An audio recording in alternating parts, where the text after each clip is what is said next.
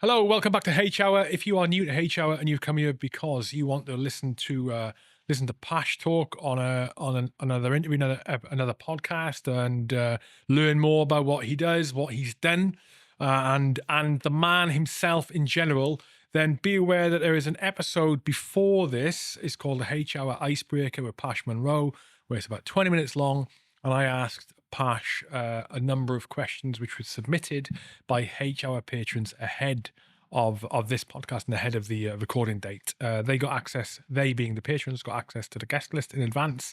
They got access to the live link of the podcast, and they get access to Zoom calls with guests after the podcast has been recorded for a private Q&A session with the guest. So if you would like the opportunity to do that, become a H Hour patron, and how to do that is in the description of this podcast.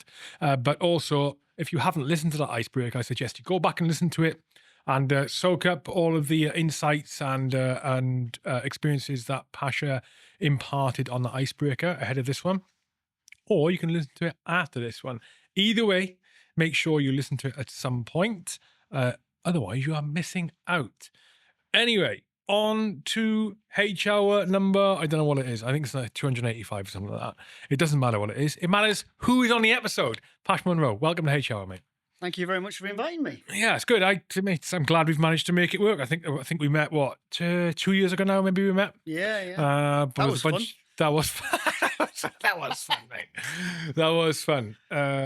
The Lad Bible thing. Yeah. Where I didn't think they were that, like, you'd never know how they're going to edit things and cut things and put them out. And I watched them on the back and I think, oh, God, I look like a bit of a moron there. No. It looks like a bit of a moron, you know. But it was good fun. And the best thing about it was meeting great people. And it was good to be open with different branches, which was cool. Yeah. And everyone was the same. Yeah, there was SF there like yourself. There were Marines there like yourself. There was Power Edge there. There was, other units there. I think there was rifles there, maybe. Yeah, something like that. Something like that. Yeah, it was. Oh, you and had the RAF. RAF. You had the There RAF there. Yeah, Liz McConaughey. It was good fun. It was good fun. I would do that again. Actually, I would do that kind of thing again. Game show. If anyone hasn't got a clue what we're talking about, just have a look for Lad Bible. What's it called? Lad Bible Red and Blue. Pash, and put your name in, Pash Monroe, and that'll bring up the episode. And we're on there doing this like weird quiz show game for Lad Bible. It was good fun, slagging each other off basically. Just being big kids. Yeah, being big kids. Anyway, enough of that, mate. Let's talk about you in the now. The icebreaker is really insightful. I enjoyed that little chat there, mate. I'm looking forward to this podcast. Like I said, we met a couple of years back. Aside from that, I don't know you that well, really. We don't know each other that well. And an insight into the Marine side of life and the SF side, SB side, like, always interests me. But most of what interests me is the kind of people who get into these things. You know how like diverse and different everyone is in the military, you know. Yeah. And but to me, you guys are like, you're just a different kettle of fish. What they're like, you're like from a different planet. You know what I mean? We're very different, aren't we? The cultures are very different. Yeah. And I'm not just talking about Paras Marines. I'm also talking about SF and non-SF, and I'm also talking about Army and Navy. So. But the weird thing about that is, even though we're all on different cat badges, the pamphlets are all the same. It just depends on how you interpret it, innit? Yeah, it's got to be, hasn't it? I suppose so.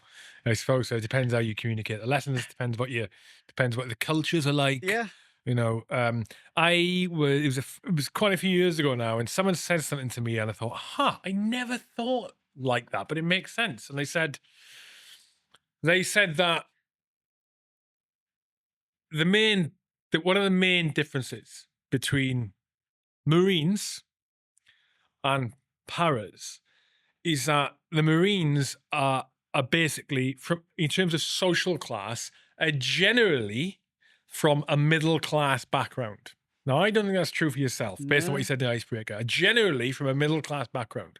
And Power Edge is generally not. Power Edge is generally like working class, you know? Right. And it kind of makes sense to me.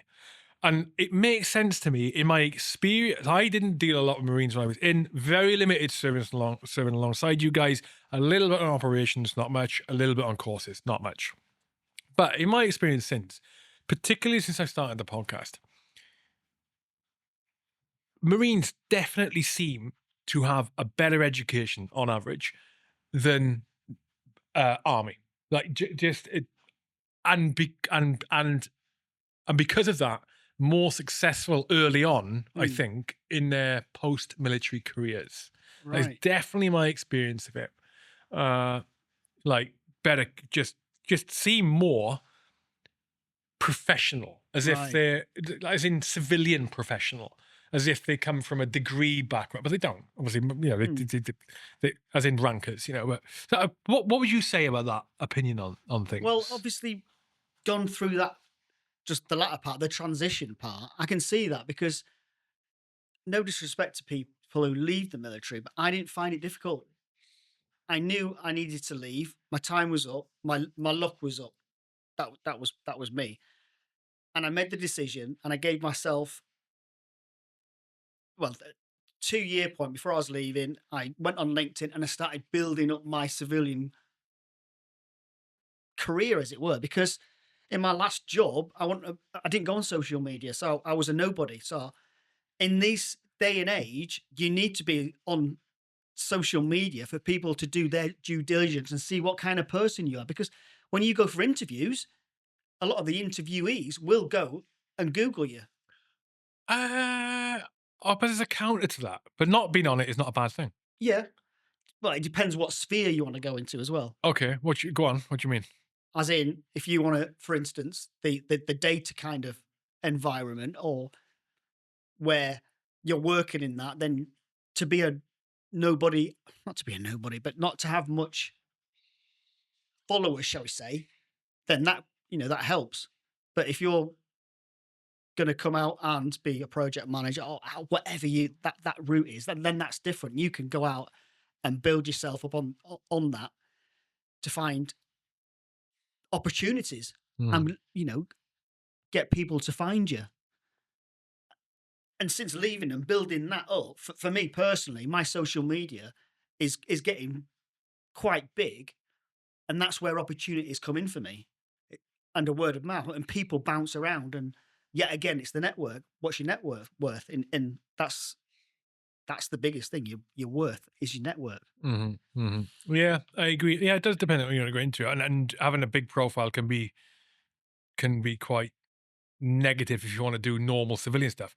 I tread that thin wire. You know, I have a career. You know, away from the podcast, and it's something I'm always conscious of, because you never know. You can end up with a company or in an industry where they don't want that, or Yeah. if you're someone who talks about things like I do, Yeah. or talks with people like yourself who may express opinions that someone in a job, like an employer, doesn't like that, and then all of a sudden that is making an impact on career progression, or even Stop. you literally Yeah. employment is getting Yeah. stopped. Yeah.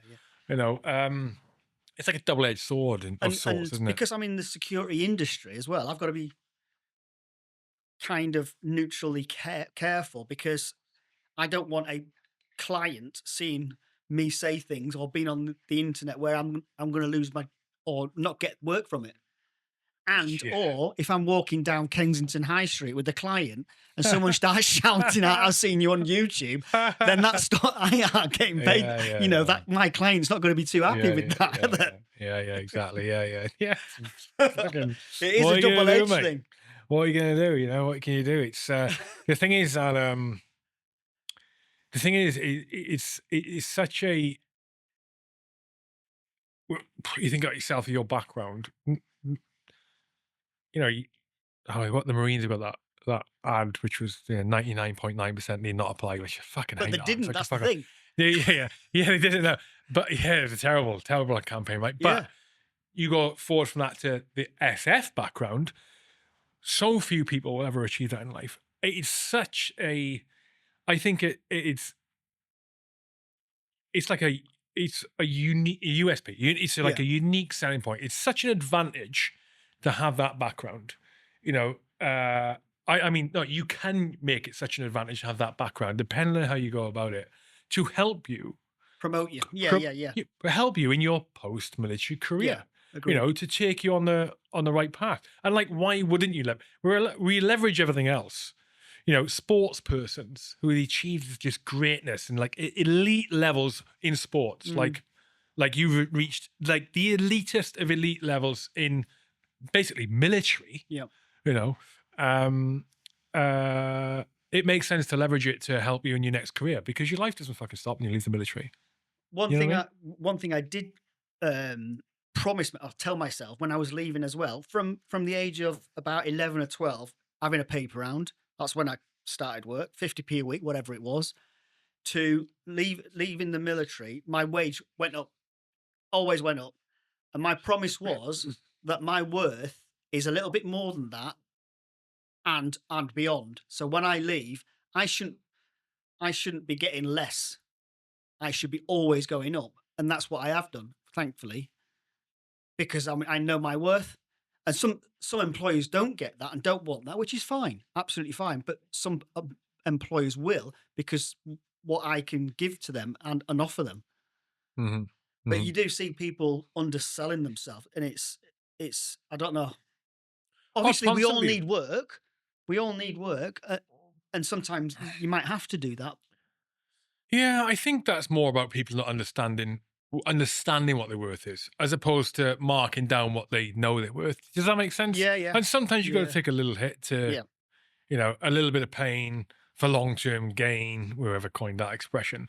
But but when we're leaving military, when we're leaving, most of us don't understand what we're worth, and we certainly don't know how to communicate what our worth No. is Mm. to ourselves, let alone to anyone else. But so when you left, was it full time? Well, you did full service, I did 27 years. did you? Mm. 27 years. Yeah, I did. Flipping. When did you get out? Where did I go? When did you get out? 2019. Oh, not a huge amount of time No, ago. so, Okay. so I finished the job in about September 18 because I had so much leave accrued to me. Um, my wife wanted me to have time out before the next job, but I'm the sole provider. I was like, I need to get in there and get on it. So you So had something lined up already. no, Ah. that's when from that September to the Christmas, I was out and about Mm. networking, going to places, going to different clubs, etc., building. And I met a guy for a wind farm company, liked me, and on the 7th of January 2019, I started as a project manager for a wind farm company which services the wind farms and when the break fixes them. So that was my first job, and I was still in the military till the 31st of March. So I was getting double bubble, and I got permission to do that. Mm. So that was nice. So how come you wanted to go into like a normal career as That's what opposed I to the normal thought. SF path? That's what I thought when I left. I didn't want to be the person who went down the security route. You didn't want to be. No, I didn't want that at all. I wanted to be It's a difficult route. normal, and I wanted it to normal, whatever normal, what I perceive as normal. I want a 9 to 5 job. I want to spend more time at home, and I want it to be local. However, my where I live, there's not much work as a salary I wanted. So I did travel, which was only 40 minutes. And yeah, I started that on the 7th of Mm. January, which was great. You still in? What was your last year in like? Mine like flew by blink of an eye. Half of it was on its Oh, own. it I was I wasn't doing anything, so I was left to pretty much sort myself out. Did you have to be in camp? From the September, no, I handed my stuff in. I still had the room, and then I went back because I think they made me go back. Con- They made me go back to leave and do a BFT. What? I had to find a pair of flipping. Why is that? I can't remember why. You had to be fit to leave. I don't know what it was. I had to get my boots on, get my rig on, and run, run the BFT route, and then I could leave. I don't know why they made me do that. Maybe I don't know. It's ridiculous. I don't need to be fit to leave, surely, but that's what I did. Mm. Yeah, checking your physical health. Yeah. Not much else. No. Flipping heck. Yeah. And what was that first? What was the first step into that civilian job like? Was it? Did you meet your expectations or? It was boring. Yeah. I was in an office. The hardest part of being in the office was talking, because the way we talk isn't how you can that you're allowed to talk to people. And Yeah. that and it was male and female offices, so even that's even harder to talk to female. I never worked with females, Yeah. so trying to have a proper conversation, it was tough. Were they? What were they? Bosses? No, no, just people Just. in the office, the Mm, clerks and the administrators, and mhm, et mm. cetera, et cetera.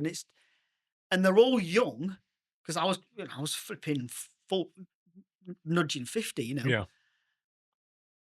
and try and make conversation. It's all my conversations, all my 27 years prior was in the military. There's no common ground, is No, there? no, and they want a piece of me because the SF guys in the office. Mm, So I'm getting poked quite a lot to, what would you, what have you, all them kind of questions that you don't really want to answer on day one, mm. or you don't want to open up to, because you don't know how people are going to take that kind of thing. Or yeah, and you don't. If you are going to answer those kind of things, you don't know how to answer it in the No, correct way. not in the It, politically correct way.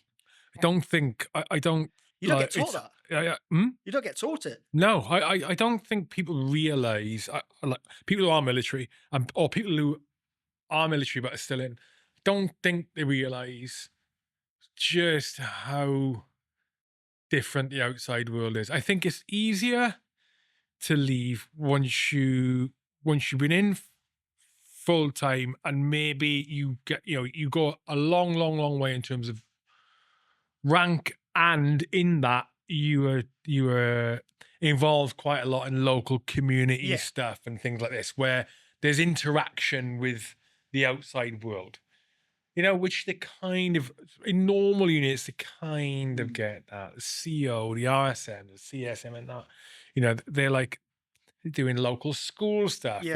Yeah. they're Yeah. meeting the mayor and you sort of getting and business and things, they're getting this inkling of, oh, this is how it works. This is how they speak. This is how they treat each other. And that Yeah. sounds crazy because we're all human beings, but But the military is a yeah. totally different world. It's a totally different world. It's a different species compared to everyone else. And 5 years prior to that, I realized to myself that I haven't got any outside influences or friends apart from the people I grew up with back Mm. home. So I got invited to join the Masons, and I joined the Masons because, quote, I had another tribe Hmm. of people out of the military, and I could be in their community and learn from them on how to talk, how that outside works, because these guys should be all over it, and they should be able to help me, and that's what I did, because I didn't have any outside friends.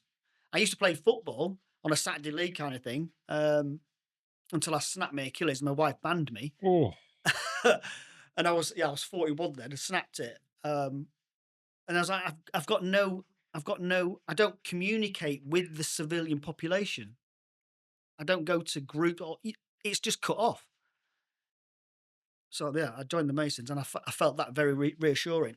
And throughout the last few years, when I was out doing exercises around the world, I would actually practice and go to the Masonic lodges in them places in the different countries. oh, really?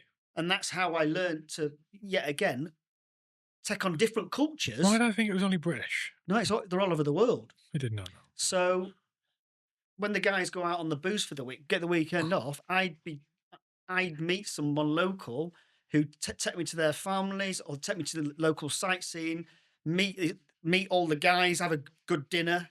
The lodge. Yeah. Yeah. And that was amazing, because for the last 20 plus years, I was out boozing until I couldn't walk. That's all I did when I visit these places. And when you say I've been there, you're just in a bar. Yeah. So Right. you've been there, you haven't got a clue what it's Yeah, like. yeah. So it opened it up a lot for me. And yet again, it was networking. Yeah, I know what you mean.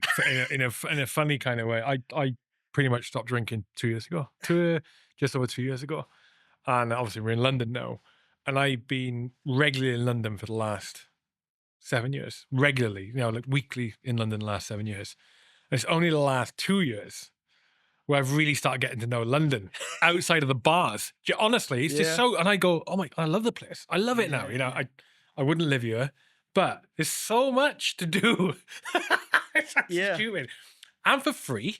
Like you Yeah. can have great days out really cheap in London. There's so much to go on. And I thought, I would never have discovered this. I was still drinking. There's no, like, it just wouldn't be outside of the bars. It's so stupid. It's so Mm, stupid. You go, okay, I was doing it wrong all this time. All this absolutely. time. Have you never been a big drinker then, no? Oh, I am a boozer, Yeah. Oh, right, okay. Yeah. but I think when we're out and about, I wanted to get away from the guys a little bit. If you're in a close team, then you do need a kind of break, y- because the stuff that you're going to be doing is intense. So you need a break. And because the world I was in there, it wasn't always available to ring up home or email, because where you were, there was potentially people who knew you was in them places who Mm, would want to find out a little bit more about you. yeah. So your OPSEC, personal security, would have to be on the bob, or who knows what would happen. And it's your responsibility, because if you're opening the gateway to your family for other people, then that's your fault. Hmm. Hmm. And it is a serious thing, isn't it? So Hmm. it's all well and good being together, mucking around with your buddies in a situation, but at some point when you're with your family, they're not there. You're the you're the protector. Yeah. And if you look at it the other side, which I used to think about when I had my down kind of days, is if that person I was going to find got away, and he knew kind of my cat badge or where I was from, why wouldn't I go for him and his family? That triggered me quite a few times in my last few years. I'm thinking, because I knew there was a certain person in the UK who we chased, and I was in a meeting in London with an organisation who knew that person and knew where he lived, decided to tell me that, but Oh said, no.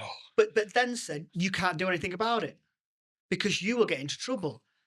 So I went back home and I'm thinking, I started spiraling, because I was thinking, that man, if I was him now, he can walk around anywhere. I'd go and find out that unit and I'll text someone out. Yeah. And that, it was my dark days. And I had two children then. And from my upbringing to then, I always wanted the perfect, not the perfect. I had a not so good upbringing. So I wanted my kids to have a decent upbringing, even though I was in the military. So I got to my last um, unit, shall we say, and then I had my family. Now, rightly or wrongly, who knows? But I got to the place I wanted to be, then had kids, and my reasoning was I'd be financially secure and they could have their life. But going back to um, the meeting and the person in the UK, I went back home, and my two boys were small, and we lived in a military house. And the back of the military house was the fence to the camp. And I give them SOPs, standard operational procedures, that if someone comes to the door, there was wire cutters buried to get on, pick them up and cut a little thing, and both of you run that way and scream. And I went through it with them because I was worried that why wouldn't he? Hmm. He's got a free access, Hmm. and and when other things are on top of you as well, it feels more real. So yeah, that's one thing I taught my kids, if mum or dad are at the door and there's someone at the door you don't know and they're scream, oh, screaming, shouting, etc., etc. You're gone. Go, just go. And it's a weird. No, I haven't ever spoke to my kids about it since. Since we moved out of that, and I don't know if they remember, but yeah, I taught them that. I don't know if it's right or wrong, but Well, I mean, it makes sense from what you're saying here, but I mean, what a way to, what a way to exist and what mindset to be in, with that constant fear, um, which must weigh pretty heavily. it was horrible because all I ever wanted out of life is obviously, apart from my career, was a family. I wanted to be a good family man. I wanted to have a wife who I'd be with forever, and I wanted children to like me and to be brought up properly of the beliefs I never got. So that was a big part of um, my timeline, as it were. Yeah, I mean, in hindsight, having children and going into that job, I wasn't a dad and I wasn't a husband because I was out. So did I do it right? I do it wrong. I mean, I can ponder on that forever. But when I left, I kind of put sounds weird, put more effort into being a dad and a husband and a normal person in the home to bring them up, Mhm, you know. mhm. And yet again, who knows what right and wrong is on that, or if I was right by doing that, I don't know. But I've never had negative feedback from my children from that yet. I mean, they don't booze yet, so once they start boozing, they might start finger poking me. I don't know. Yeah. You mentioned at least twice about a not so good upbringing. What was it? What like? Why? What would you have changed? What was it like? Well, I couldn't change it, but I was I was built. I was born in the early 70s in um, North Lincolnshire, and my father was from Bangladesh. So that's the Oh wrong my. thing. Okay, right. All right. Yeah. Christ Almighty. The eastern kind of Yeah. people came over to the industrial towns. It was full on races at them at that particular. Well, I wouldn't know, but looking back, you know it was. I mean, there used to be fights in that town between the whites and the blacks or coloureds. I don't know what you call it now. Whites and non-whites. Well, I got told off the other day for saying half caste. You're not Yeah. allowed to Apparently say can't it. say that anymore. Yeah. And I said, I didn't even know that. I goes, but I am Yeah. half I caste, but you discovered. can't say that. Yeah. Yeah, but Mixed races. I don't know. I just got told off. So yeah, I grew up in that. Someone's gonna get offended at every way of saying I these know. things. It's like fucking whatever. Yeah, so I got, and my first memory was I was about 5 and coming out the back into the 10 foot because it's northern, where the house is. You get the backyard, then the 10 foot, then someone else's backyard, kind of. So you play in the middle bit. My Oh, dad like took the alleyway kind of thing. Yeah. kind Yeah. of, Yeah. yeah, Yeah. Yeah. and my dad took me into there. We had a car. He put me in the boot, and he was kidnapping me. Your dad Yeah, he was driving to Heathrow, and I was in the boot. So I drove down today. It took me 4 hours. So in the boot. in the boot, Why was he kidnapping you? he was sending me to Bangladesh. And I take it your mother didn't want that around. She found out, and thankfully, well, it worked because when he got to Heathrow, they arrested him, and I was out How old were you? about 5. Jesus. But I never, for years and a long time, I was claustrophobic, and I never knew. Huh. You never knew that happened. No, but I kind of forgot it. You didn't know you were claustrophobic, or you didn't know that I that didn't know event that had happened. because yet again, what I've learned about myself, I can put things in the hard drive, and at some point it opens. So I'm pretty good at closing that as tight and that's it. And memories like that have gone. That's like a trauma response, and I'm Mm. conscious of the word trauma gets thrown around so fucking much. Everyone got trauma from this, trauma from that. But what you're talking about there, as a 5-year-old, mate, that is not a light-hearted experience. Do No, you know what I mean? and we end up compartmentalizing things to preserve our own sanity. But then down the line, like you're saying, claustrophobia all of a Yeah. sudden makes sense when you remember the time your dad tried to kidnap you. Jesus Christ, I did not know that had happened by you. Well, I didn't know till probably about five-ish years ago. I knew I had an older brother, and I know where he lives in London, but I didn't know because I went to meet him that Dad had already put him on the plane, and he already went. Oh my God. So he actually sent him to the town where my dad grew up on his own, and he stayed there for 10 years before he could get out. So he didn't know anybody, and he said it was horrendous until he got back to the UK. He said his life was horrible. How much older than you is he? I think he's probably about 5 years or something So like he'd have that. been like 10 years old then. Yeah. Yeah. So he was gone.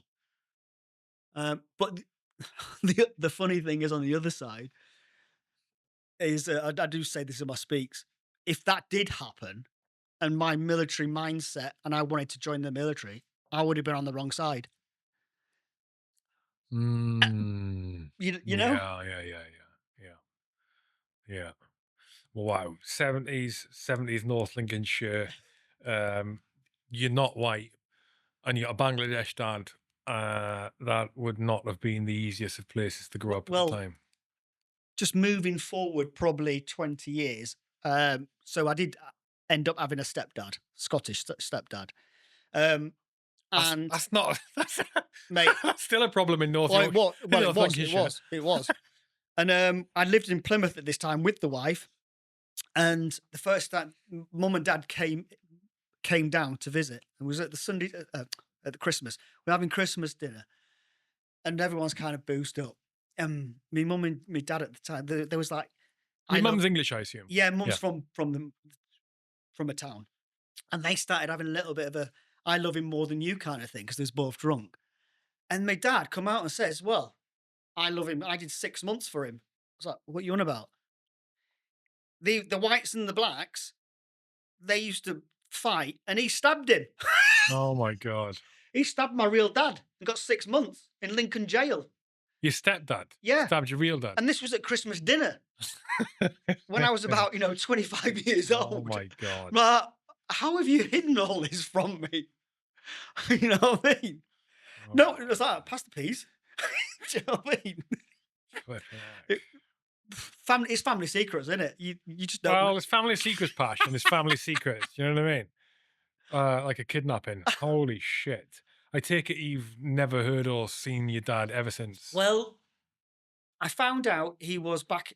He remarried in the town. He stayed. He stayed. He remarried didn't and leave? stayed. He was kidnapping me and sending me. But he wasn't going to He wasn't going. So what's the logic there?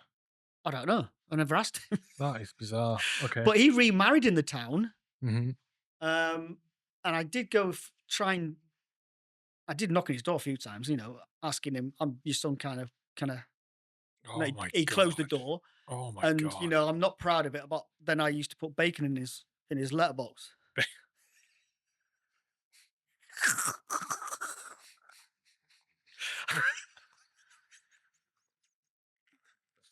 I mean, it's amusing. I got. I was only I'm young, not going to call you wrong. You know, So yeah, yeah. who's giving you the bacon? Your stepdad. I can't. No, he wasn't around at the time. I don't know what I was doing, and maybe my mum was telling me to do it because she used to, the things you remember as a kid. One thing I do remember, is, when she used to give me the note to go to the shop, go get this right, and it was always Dr. White's. I didn't know what Dr. White's was. I always had to get Dr. White's.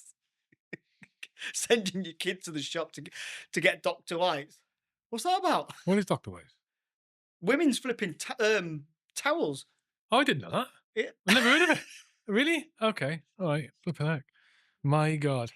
When you were going to knock on your dad's door, why? Why were you doing that? What did you want? I think I wanted some money for some sweets. And I wanted Are to, you serious? yeah. All right. Um, Okay.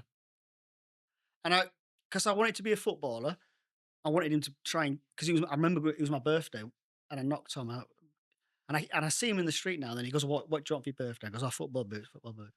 So he still spoke to you then? Yeah, Huh. weirdly. And he never got me anything. So I was, yeah. And then when I was 16, and they moved down London then, and I came down once when I was 16, met him. And I didn't like it, and so I went home. And that's the last time I saw him. And then a few years ago, um, his wife they had another family, and one of his younger children, 10 years younger than me, got in touch. I'm your kind of half brother. And I met up with him. And, and my dad had passed then. I always thought I'd got to go say hello to him, but I never did. I don't ever regret it. Um, but yeah, he used to tell me that his mum, his new wife, didn't want anything to do him to do with me, Mm. which you kind of understand, but I don't know. So he never had a kind of relationship with me, even though he was pretty much around the corner. Decent guy? I don't know. I thought you met him. I did, but I didn't. But just the I once? wouldn't know. Do you know what I mean? Ah, okay. Yeah. I see him in the street Yeah. now and then, and he's because then then he had a curry house. Of course he did, and everyone knew him, and every kind of half casty kind of guy knew who my dad was then because he was the guy on the main road with the curry house. Mm, mm. And then me growing up, there wasn't many quote half casty coloured people in my infant junior school, so that was tough. Uh, how tough we talking? Like, what was that? What was that experience like growing up there? I think because I was small as well, I'd just get knocked around a bit, I guess. And I think to get people to stop it kind of thing and respect me, I was good at football, so they kind of let me in their Mm. little gangs, not gangs, in their little groups. I was good on the field, I think athletics and that. So that was my way of keeping people off my back, I guess. I could hang around with them without getting a slap. Yeah, physical prowess is a big help, and like sporting ability is a Yeah. big help, right? And the thing is, yeah. So I grew up in South Wales, and I was in school 80s, 90s. I'm younger than you, although you wouldn't think so. You look a lot better than me, Pash. You've aged well. I have not aged well. Uh, Beige uh, don't age. eh? Beige don't age. and when you're in school, like I think, regardless of where you are, especially where boys are concerned, if you were different, you were getting fucking picked on, probably, Yeah, yeah. unless it's something else to you. Unless you've got something to offer. When I was in school in South Wales, obviously, not a lot of brown-skinned people, right? Now there's hardly any. In the cities, there's some. I say some. In the city, there's a fair percentage. I couldn't tell you what the percentage is, but outside of the city, there's not a lot at all because it's a predominantly white country. Britain's a predominantly white place. Back then, it was even less. And when I was growing up, I remember there was a in my year there was a black lad, a Welsh black lad, and there was he might have been Bangladeshi actually, a guy called Spaj Ali, and I was the ginger, skinny, quiet kid. I got picked on more than Shabaj, and Wow. Shabaj is Muslim as well. And I got picked on more than him. As I recall, he was actually regarded as one of the cool kids. Wow. He was the fastest sprinter for Yeah, his age yeah, group, the yeah. fastest sprinter in Wales. Yeah. He was the first ever Muslim to get a Welsh cap, rugby Wow. Welsh cap. Wow. Great player. In fact, he's got a curry house now in South West Wales. He's got a curry house there. He had it for years. I think he's still got it. I've not spoken to him for a long time. But of the two of us, if we were just to look at us two, it was me. I would get picked on Yeah. because of the ginger kid, and I was a decent rugby player. I was a good runner, but I was a fucking easy target. I was an easy target. Uh, in all of that, there is no reality where I would have preferred to have been him, Yeah, yeah, yeah, yeah. because I'm sure that even the way that I perceive what his what was it, pupillage there, his schooling was like compared to mine, there must be so much that was difficult for him Yeah, that yeah. was not difficult for me. And because of his skin color or because of background, cultural differences, whatever. Again, different worlds back then, different worlds, Mm. you know. And I, I don't liken those things. I don't liken these things to racism. I don't. And the reason I say that is because I liken it to, because what I just alluded to, it's just being different. Mm. It's being Yeah, yeah, yeah. if Shabazz wasn't there, Yeah, yeah, yeah. you know, let's say he wasn't there, there's still like me getting picked on. Nothing to do. It's just I am different. I was more different and an easy target because it Yeah. wasn't much about me. Mm. You know, very low confidence, low self esteem. I think it's one of the realities of that growing up, especially in different. Yeah, it's you are very visibly different. Mm. You're fucked. You're Mm. totally Yeah, fucked. yeah. You know, and how you handle it. And how you hold yourself. Yeah, Yeah, and also what kind of family that's it. environment you got, what kind of close friends you've got Yeah, who are going to accompany you through yeah, that yeah, incredibly difficult yeah, journey. yeah. You know, it's either going to make you or it's going to break you is the Mm. reality. And the thing is that most children don't go through that. Mm. You know, most children look similar, Yeah, right? yeah, yeah, There's a few that look different, yeah. and they're the ones that have it tougher. The reality, you know, that's even before you get to mental ability, personality traits. It's just what you look like, Yeah, yeah, yeah, or it's about how you dress yeah. because you're skinned. You're always wearing rags and you're wearing old That's it. trainers, or Yeah, you yeah. know, like these kind of things. You haven't got the new Nikes, Mm. you know, or you're wearing, you know, you're wearing trousers with patches all over them, as opposed to just buying a new pair of Hand-me-downs as trousers. well. Yeah, hand me down, exactly, hand me Mm. downs. You know, so tough, mate. Tough. I'm glad I wasn't in your shoes in your upbringing. I honestly, I'm glad. You know, I don't count myself as having had an easy childhood at all, but by no means is it difficult Mm. compared to others. You know, it's so difficult, and it must present you some like a lot of mental hoops to jump through that I can only ever Um, imagine. it did, but that wasn't the biggest challenge. It was when me stepdad joined because he was an alcoholic Oh and fucking hell, and what? punchy, Okay. violent. Hmm.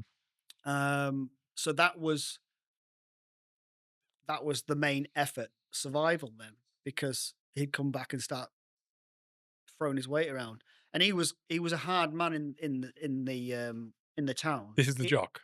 Yeah, he was a big drinker. He had a reputation. Not that he'd go around knocking kids around, but he'd like to fight. He'd like to be. He'd run a few bars, kind of thing. Um, and then come back, and I'm not saying all the time, but he'd come back and slap us about. Or I mean, I'd if the taxi came home and I could hear it, I would get in the loft until he went to sleep Hmm. because I didn't know if he'd been in a good mood, bad mood, or I'd get some kind of backhander. Well, it was never actually a backhander, it was a punch. I'm not saying I can justify a backhand or a punch, but, I when I was 19, when I joined the military, I was 8 stone. So if you rewind that when he joined, 8. yeah, I was 52 Oh kilos. my god. So if you rewind that, I don't know, 6, 7 years prior, I must have been 6 stones, something like that, for a grown man to punch. And I don't understand it because I'd go to school with a black eye, and I don't ever get. I know social services were in, but I did have a social worker. I'd run away, or I'd go in homes. I'd go in back women's refuge. The whole me, my mum, and my brother and sister was in a room. So I did go through that, but I still don't ever understand. And I used to self harm as well. So he'd have the 3-piece razor. I'd cut all over my face and then go to school. And I can't ever remember being pulled to Why were you one. doing that? I don't know. I actually don't know. maybe I wanted, I was reaching out or asking for help. I don't know. But I also remember I wanted some attention. So I remember one day coming home and saying, I can't see kind of thing. I need glasses. So I went to the flipping Specsavers with mum. I was colourblind, but I wasn't. I was lying. And they give me glasses, which I was wearing these glasses, but I couldn't read with them because I was normal. I don't know how I got all. I don't know. I did that. so, but I had attention, and that's what I wanted. And there was the National Health glasses, so I looked at even more of a flipping someone that could get more They were the abuse. big black thick rimmed Yeah, kind of well, these things, are yeah. brown. Brown, So right? it was just with the plaster on kind of thing. So yeah, I don't understand. And the house we lived at, yeah, if and when Dad come home, he'd never go to bed. He'd be on the settee, so we'd be watching telly around him. He'd be snoring there. He'd get up and piss in the corner Oh no. in front of. That was normal. No one. He'd never get cleaned up, so he'd just get up and piss, and then go lay back down on the settee. Hmm. And there wasn't much food. I used to go out to the cash and carry around the corner and go in the bins and get food. And I remember once, yeah, we used to get the school grants for clothes, etc. And you only got, I think it was £27.50, and it didn't get everything, but that's all you ever had for the whole year. And I remember I didn't have any socks, and I went uptown and I shoplifted some white terry toweling kind of socks. There's a Yeah. pack of 5 or something, and I got caught. I don't understand why the questions were in. If I was going to catch somebody, why are you stealing socks for a start? Oh, I ain't got any socks on. I ain't got any socks. But they nicked me. And as the police took me to home, they went past me dad, who was going uptown to booze, and he was at a bus stop. And I goes, oh, that's my dad. All right. So they turned round and went to the bus stop. And well, the policeman got out, went to the bus stop, and came back and sat down with me. He turned around and said, that's the man who we just spoke to said, he's not your dad. He's his housewife's kid. Oh my God. So, so then they drove me back home, and mum, I don't know what mum did, but I was like, but how can that, it just fucks you up, doesn't it? Yeah, man. And one day, remember, it must have been quite late at night. We had a big front room window, and the window went in. Fucking massive smash. What had happened was Dad came up in a taxi. Whoever had pissed off it was in a car behind him. A few of them got out and fucking battered him and threw him through the window. So he was on the settee for 6 weeks, absolutely fucked. Which I quite liked it actually. He couldn't do anything. I mean, yeah, that's my difficulty, and that's why I wanted to do the proper family. Yeah, it makes Um, sense now. It makes sense now, and once, yet again, I was upstairs in bed, and there was a lot of commotion downstairs. My mother, she was, he'd come up home drunk, and there was a quilt, and he probably he got fruity. She got the razor blade on it. No. So I came down. I didn't see that bit, but my step brother had took him to hospital. The quilt was red. Just imagine that. Oh my God. So Oh my God. you know, Yeah, it makes sense why you'd want to and then do. he came back and he must have been pissed off with that. You know what I mean? Oh my God. What was the in and out of the homes and the shelters is something it's quite close to my heart. I've got a cousin who not a dissimilar upbringing to yourself. Uh Alcoholism in the parent one of the parents, and abuse, physical abuse, like horrendous physical abuse, and he ended up in and out of homes, and he actually came to live with me and my parents when I was very young. I can't remember it. We he ran away from one of the homes and came. But so I know that as as as amazing as a system that is to be able to provide something for kids and families, parents, predominantly women, battered women, battered Mm. mothers. Uh, Also, how dysfunctional upbringing that still is. It's better than the alternative, but still, it is fucking horrific, mate. It's But I horrific. still don't understand. I talk about this on some of my speaks, depending on what the audience are expecting. And later on, one of the guys come back and says, "Oh, you need to go to social services in your area and ask for your file." I was like, "Oh, I never knew you could do that." Mm, So I've applied for it, and they're taking longer to give it. you've not But got it yet. I haven't got it, but I'd like to see it from what I thought was happening to what happened or what they did or didn't do. I'd If the record's an accurate portrayal, yeah, you yeah, know, I can't imagine record keeping back then was great across the board with social mm, services. It's from what you were talking about, it sounds like a lot was missed anyway. yeah, I mean, there's an element of going into school with cuts and bruises. An element of that is okay, boys being boys, but also if it's repeated, yeah, yeah. And I and don't understand how we don't. He'd always get us back there. We always went back. How went back. to the house Mm. to him? I don't know how that was allowed. Oh, what you mean after being put in So the shelters? yeah, so we went back at some point. We weren't there all the time. I can't remember. I remember it being over Christmas once because we actually got flipping presents from children in need. Hmm. Um, but I don't understand as an adult now looking back how we ended up back in the same house. Yeah, yeah. My dad actually worked at the very first women's refuge in the UK. Wow. Uh, Volunteer work as security yeah. In London, and I forget the name of it.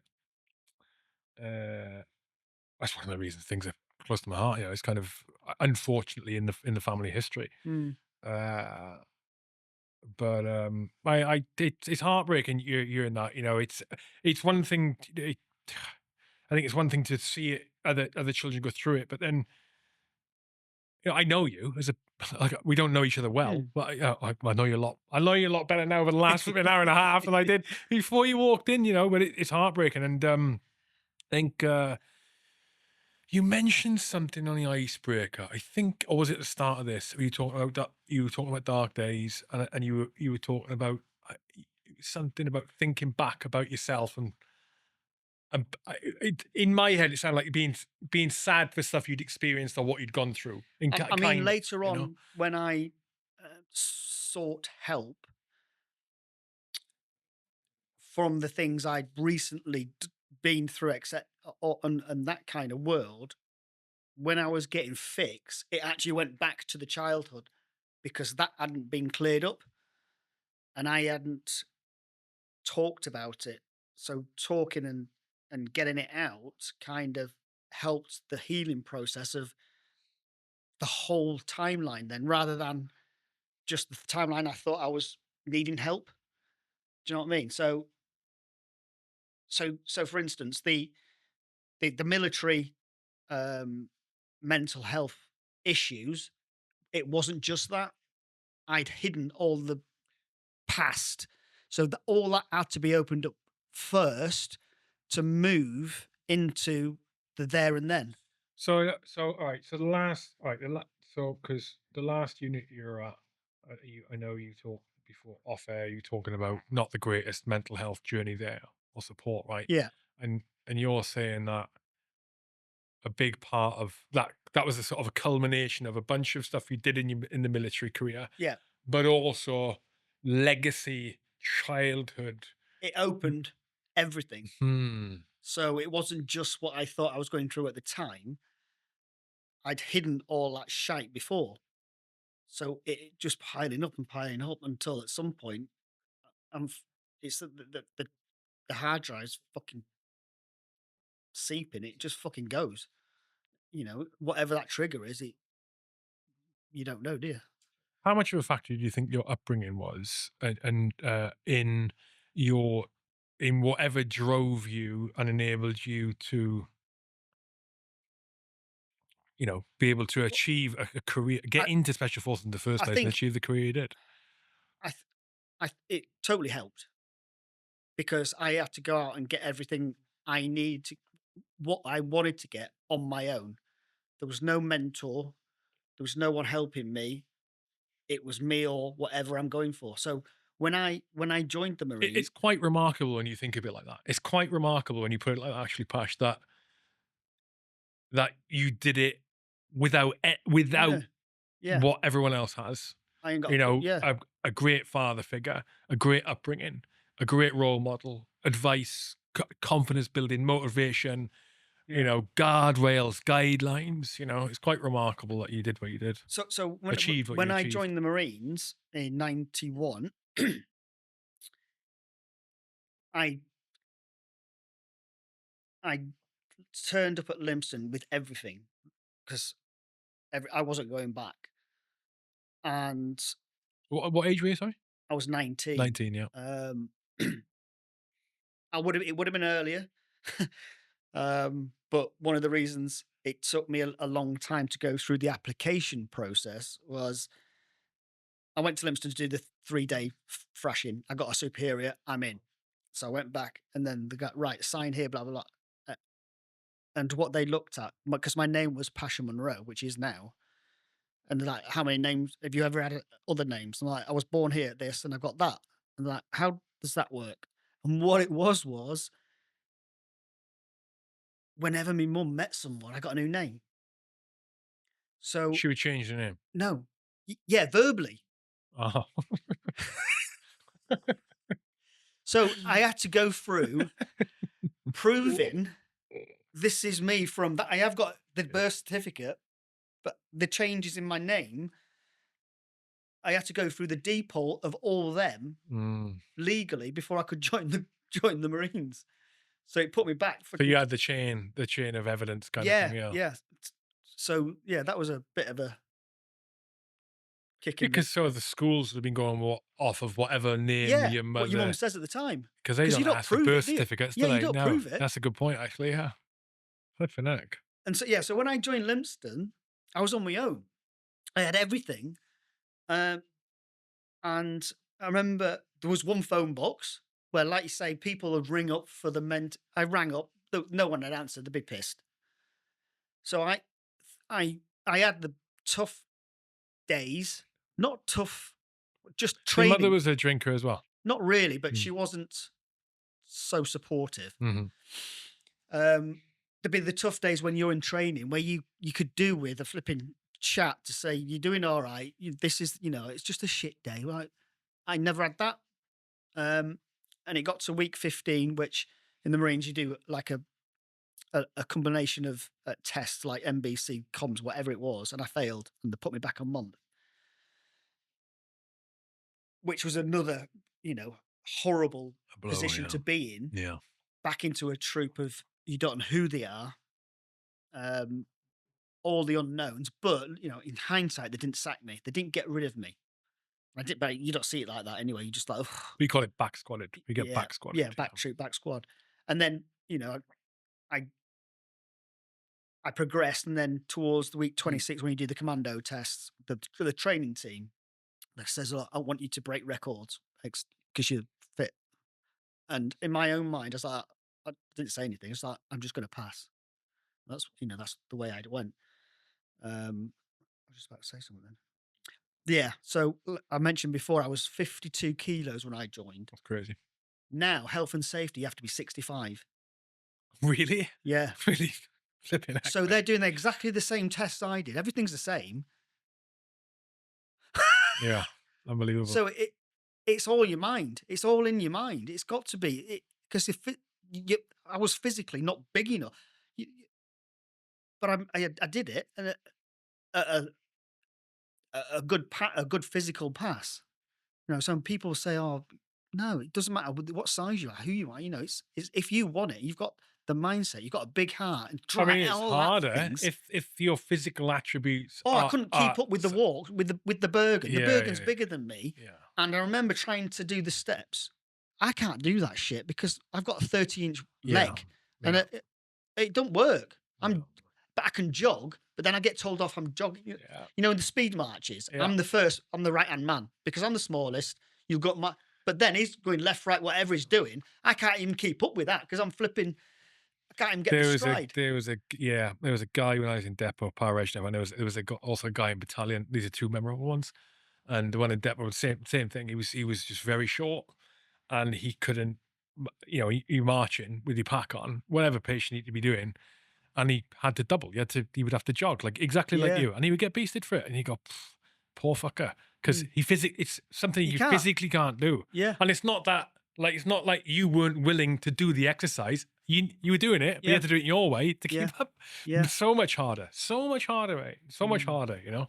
I know there was a guy in battalion, super well respected guy called Zip Lane, who's saying me, a lot of the time he'd be doubling when everyone else is walking, and you go, "Pff, the amount of aberration for people like you. I think I had it so much easier. Yeah, yeah. Long legs, you know. Yeah, goodness me. That must have been some welcome structure and culture and like sort of the male Yeah. influence that you'd be missing. So I joined the Sea Cadets when I was about 11, 12, and that's what started it. Okay. So that was my tribe. That's where I was with people who we enjoyed the same kind of things. I liked being on the water, um, and it was a safe environment for me as well. So I knew, I'd go down there twice a week. I knew I'd be safe, and people would look after me, and everything was right. And then I actually wanted to join the Navy from that, and I went to the careers office, and the bloke says no, and I never knew why. And then I saw the Royal Marines thing. It's like, I'm gonna go, fuck you, Navy. I'm gonna go for that. And I didn't have a clue what it was. So I just put my mind to it. I think I took about a year, probably 2 years to train up for it because I knew it was going to be tough. And so I'd get up in the morning, do a 5+ mile run before work, then come back and do my press ups, my sit ups, my pull ups. All just self motivated. Yeah, no one was doing anything for me. It was this is what I need to do. I'd be in bed at 9 o'clock at night, get up at 5, go for my run, I used to work in a foundry, so it's physical there, and then come back knackered, do my press ups, my sit ups, and that's how I built myself ready for joining because I didn't want to be there, and it wasn't a safe environment, and I was hyperactive. I probably would have got in the wrong crowd, and I probably would have gone or got in trouble Mm, mm, because I'm kind of like that. Kind, I like that buzz, or I like something different. mhm, And there wasn't much, there wasn't much for me, or there wasn't much that the town could offer me. I.e., it was an industrial town, shifts. I wanted to be physical. I wanted to be out. I wanted to be. I don't want to be on a factory. All that kind of stuff. So I need to do this because I've got nothing else. mhm. But then coming past all my commando tests, and then my passing out parade, obviously the best feeling ever up to that point. You're behind the curtains, and the curtains come back. Get my green berry. What do you mean behind the curtain? I don't know how So you're on the stage, kind of thing. it's indoors. Yeah, yeah. Ah, okay. And you're in the consortium, so they're all sat at the front. Big, the curtains come open. You're all in the ranks there. Then you go out and Isn't get it on a parade square then? no, Oh, I was that was on a parade square. Okay, no. right, yeah. So your family's there, Yeah. but my family didn't turn up. Absolutely gutted, but a couple of my friends did, and if they didn't turn up, I don't know what I would do. So yeah, Okay, oh man. What was can you so tell me two things. What was day one in Limpston like? horrible, And what was day one in the commando like? horrible. Okay, tell me day one of Limpston. Livingston, you're all in a big room. There's 50 odd of you. Hang on. What about the train? What about the train station, and all this Oh, first? that's bollocks. You get no. It's horrendous. As in the fact, I had a rucksack Bergen with my life in, Yeah, so it's bigger than me, yeah. and he runs, and it's uphill, and I can't. But a lot of people don't know about this bit. So explain what you're talking about here. So the drill instructor Mhm. would be Meet you at the train meet. station. Well, the train station's at the bottom of the camp. Yeah. So he's out there. You're fucking in your shirt, whatever, Shirt and tie. and it's like follow me, Dodgy haircut. and then fucking you're fucking legging it. I can't actually remember that bit, but I remember getting in it was a dorm, the induction block. You're all in there, and your beds are not too far, and you've got your locker. But when I do my speaks, them 2 weeks were really good for me because I got given clothes. I got given Mhm. all this. I got socks. I got pants. I got Mm. everything, and I was really, really chuffed. And throughout my training, my locker was the dog's bollocks because I Mm. was so proud of my own clothes. It pissed everybody else off because theirs would go through the window. But mine was, I'd spend so much time to make it proper that I did piss people off. And I remember in the first 2 weeks as well, they gave you a pen and piece of paper and an envelope to write home because no one had phones. And I remember just writing that it started whatever I read, but I never posted it. I kept it with me the whole time. Mm. Mm. It don't be bothered. Mm.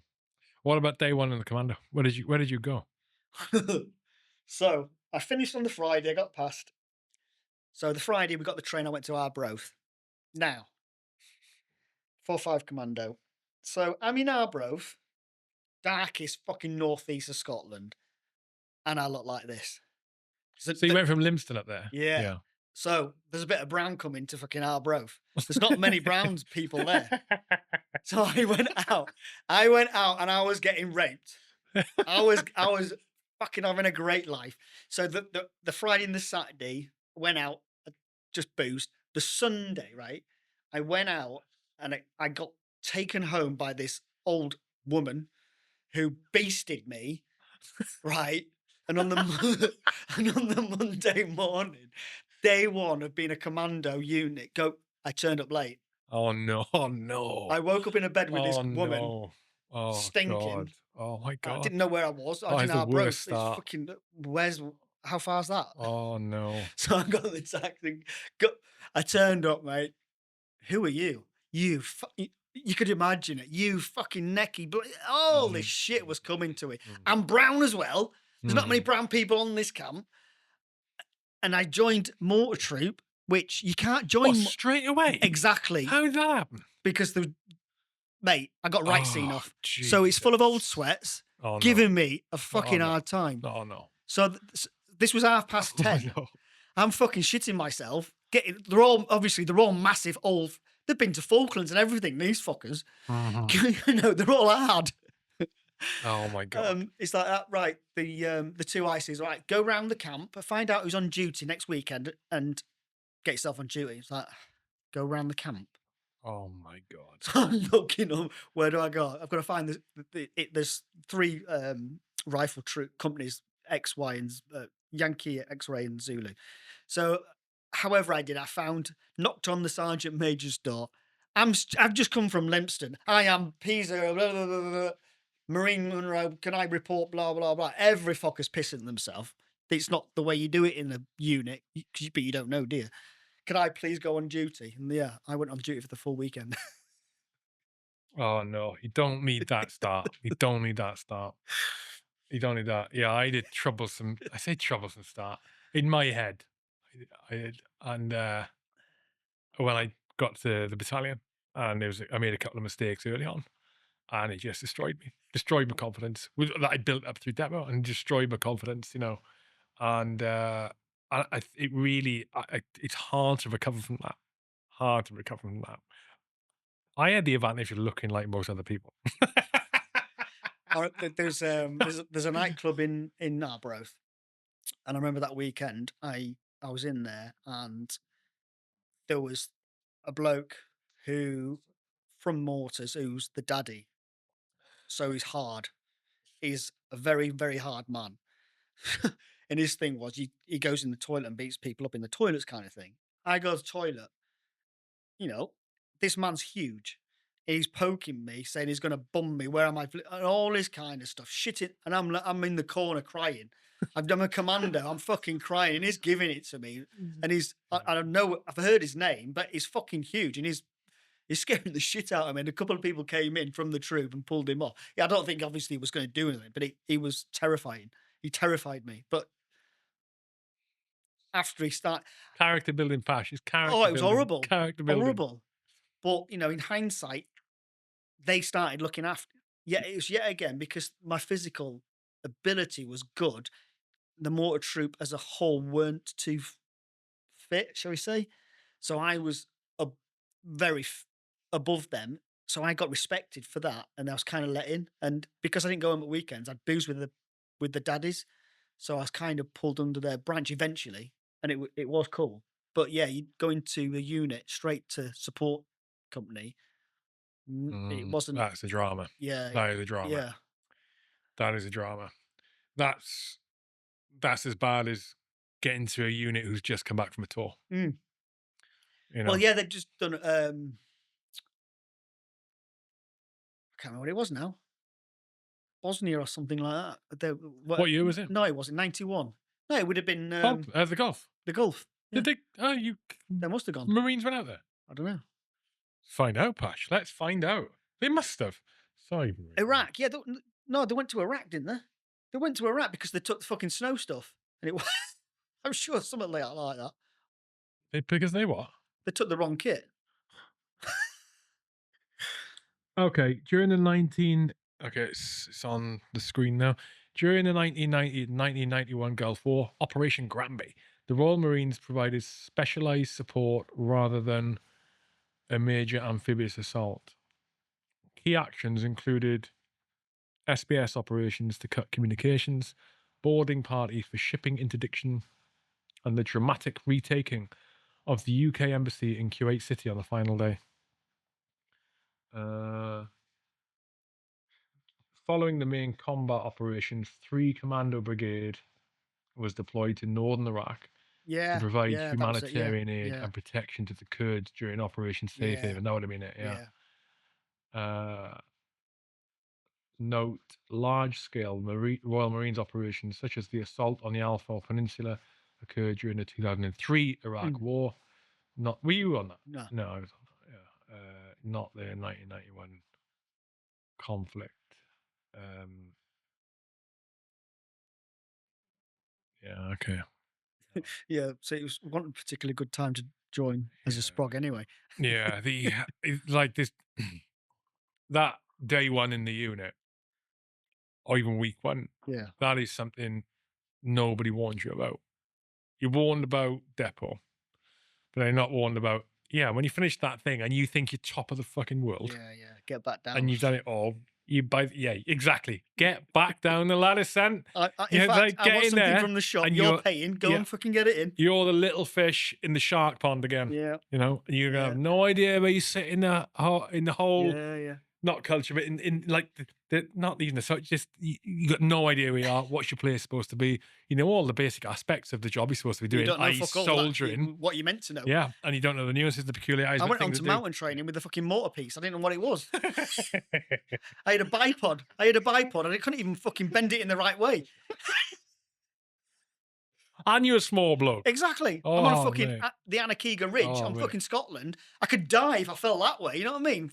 Oh my god. I didn't have a clue. Oh my god. Yeah. Were you someone who was a fan of water before you joined the Marines? I liked water. I was in Sea Cadets. So I did a bit of canoeing. I did a bit of when they do the pulling. I was the coxswain because I'm the smallest. And we used to go down to the canal and just play in the fucking water. So, but I didn't think my career would go that way, to be honest. No. Yeah. It's sometimes not the cold and wet. No one's the biggest fan of it. But but it's the you mentioned, I think it was an icebreaker. Yeah, you mentioned an icebreaker. You had the underwater uh life-threatening situation. It's that part of it. It's like, okay, like being underwater at depth, let's just say as a civilian, hmm, you know, risky, not that risky, but risky. And if something goes pear-shaped, you got the drama, being underwater at depth. And by the way, it's combat. It's like you're doing combat operations, combat training. Whole different ball game, man. Whole different ball game. So I've heard so many little anecdotes and stories from people who SF people, on both sides of the SF fence, of the obvious organisations, who have had water dramas. Like, oh my god, Yeah. no, thank But you. the thing is, it's because it's military gear, isn't it? Yeah, well, is it not cutting edge though? I would have thought It, so it, at that it, it level. is. It is. But yet again, things break, and it's not Yeah, soldier proof yeah. environment. Yeah, it's There was actually, I just remember, wasn't there about 4 or 5 years ago, someone down the pool died actually, training. There was, wasn't there? Training in the yes, pool yeah. in the There was harbour. on. Yeah. Can't remember what you call them. You fly through the water with them, and it took him down. Oh, I didn't realise that was the case. Oh, something like that. I thought he was He was diving. diving. Yeah, he was diving. Yeah, Yeah, but not on a vehicle. I thought he had something on Oh, him. I don't know. I You would don't know know. better than me, but I don't let's know. not get into that deal either way. Brr. Yeah. Um, uh, you mentioned earlier a couple of times about when you after you'd left, when you're having dark days. What were the dark days like? What do you mean? What were the dark days? Why would they come on? So eventually, I mean, we join up to do the door kicking. We think we were going to do that as soon as when I'm joining the Marines. That's what I think I'm doing. But like I discussed in the 90s, it didn't really happen. But when I got to the unit, it was happening. It was very exciting, but there was consequences. Um, fatalities, people not coming home with everything they left, things like that. And when you're in them situations, um, you've got it's got to be kind of parked because when that bit's finished, you go on to something else. So we never got time I didn't think to process it. And I don't know if I would have processed it. So I don't know that bit because it didn't. It just got locked away kind of. And when you're going through that different stages, and I remember towards the end of my career, like I did speak, I was in a situation where a life and death situation. Obviously, I got out of that, um, and I think I was about 45, 46, and I was like, I've had When too you're much. away? Yeah, Yeah. I was like, I've had too much luck now, and I am a lucky man on that battlefield. I've been in horrible situations, but I've walked off, and and there was a part of an event where everybody around me didn't. At all? Didn't come back? No, no, I had problems. Mhm, mhm. And I never thought people did mention, have you got coming home I can't remember what you call it. Something that I came home fine kind of thing. But I think I did because I came home, um, and because I love mountains, I used to be a mountain leader in the Marines. I was like, I'm gonna go fucking climb Kilimanjaro. I had 2 weeks off. I went up there 9 days. I thought I'm sorted. Came back and I thought I'd put it to bed, but consequently, I'd hidden it. And throughout my further career till the last part, I there was other things happening, and the last bit on the run, kind of, or getting chased, no support. Was promised support, no support. You're on your own. We got out of it, but I was like, I'm done now. I I've got I've got a family. I've had too much luck. I had the problem underwater. all them ticks. You're like, just all of a sudden, them ticks. You're like, that's happened, that's happened, that's happened. You know, nah, Mm, I'm out. So mhm. at that time, I was highly qualified as a diver, i.e., I did so much extra, even in my own time. I was diving and teaching, and I built my CV, shall we say, on diving. I had so many qualifications Yep. within that role, but I was doing extras, so I could have stayed. I could have stayed a lot longer because I had so much to offer, and they've invested in me so much. But after the last year, I put my hands up. I'm leaving. So I was going through that process about probably a year and a half, 2 years out. I moved my family up north back to my hometown because if we stayed in that area where the camp was, you'd have to have a super salary to live and to pay your bills. Rather than if I moved back up north, I could have a big house. I haven't got the sea. I love the sea, but however, I can afford to go on holiday, and my kids will have a classroom of 15 kids. What's not? Why won't you do that? Mhm. I'm trying to be the best dad. Why Mhm. won't I do that? So I moved them up, and I still had some time on my camp. Um, and I remember one day got told mum had passed. She still lived in the town. So what I did, I went to my troop. So I said, "Can I get a car?"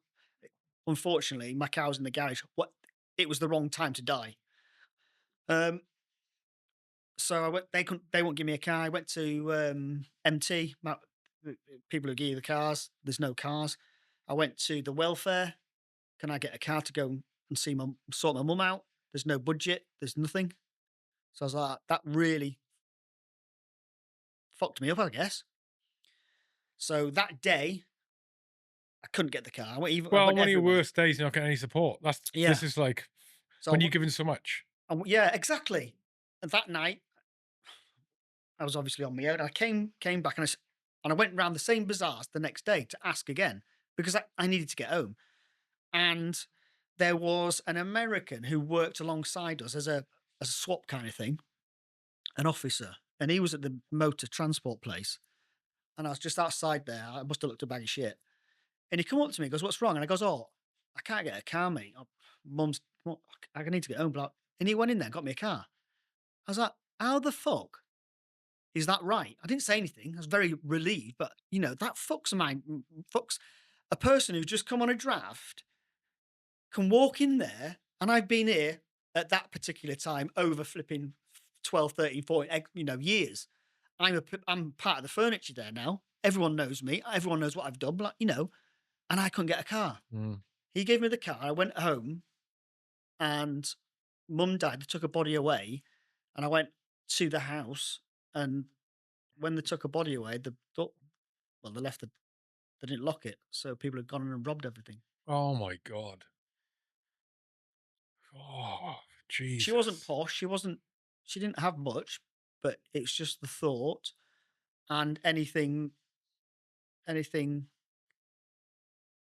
the family have had for you always remember certain things. In the front room, I remember that little thing Mhm. over there, or the little gizzits, and the little things that might have been personal to mum, or the family, that you want a keepsake kind of thing. Gone. Oh my god. So that spiraled me, People, mate, people, honestly. really spiraled me. And I came home. Sorry, I sorted mum out. Um, because I was the beneficiary, the person who looks after everything at the estate, which there isn't an estate. It's just making sure everyone's paid. Unfortunately, Yeah. um, went back to the camp, and I think from the early traumas, g- the war fighting, everything kind of got on me, um, and I went into the dark place kind of thing. I know, and before that. So I was an MFC, then I was a mountain leader, and just before this happened, I went on like a command course and I failed it, and I didn't understand why, but I failed it. So I thought people thought I was dog shit. So I had that to think about, um, and then just before mum died, or just after mum died, I came back, and then my boss at the time was going to put me on a warning because of that. So I was like, On a warning for failing the command course. no, yeah, and I wasn't good enough, kind of thing. So I got sent to his boss, the officer in charge, as it were, and he goes, and I explained, mum, and he goes, look, I'm not putting you on your on a warning. Look, just fucking have some time out. But I was all right, okay. So they give me a new job.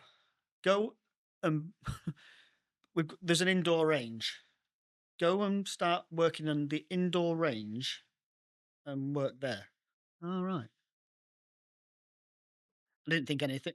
Now thinking about it, bizarre. So what they did, I had to go and do the range qualifying course, and it was on camp. Now, looking back, like I was saying, I was a mortar fire controller, as a mountain leader. My map reading was fucking a dog's bollocks. And I know joining my last unit, you don't really map read because everything's electronic, or however you get there and whatever you do. But I couldn't do, I couldn't plot on a map. At that point, I couldn't do it. your mind was screwed. Yeah, Yeah. I could. So I couldn't fucking do that. And then But like a focus, you couldn't focus. and I was Yeah. getting it wrong. And the guy who was running it, he was a Marine. Obviously, his speciality is the ranges and blah blah blah. And he was just obviously fucking, you guys can't fucking even mat read, kind of thing. You Mhm. fucking shit. He didn't say that, but you can see it in somebody. Do you know what I mean? And I failed. I got the bottom range, whatever it is, but I didn't get the particular one there. I can run a range. And and I was walking around camp then, because everything like that flies round, and people were looking at me as if I was shit. Mhm. And I'd walk past people, all right, and they'd walk past like that. Didn't Ignoring even, you. yeah. Even people who I was on the course to join that unit would walk past me. And I'm like, what? And I didn't have a reason why I'd failed it. So because all that mush going on, I didn't understand it.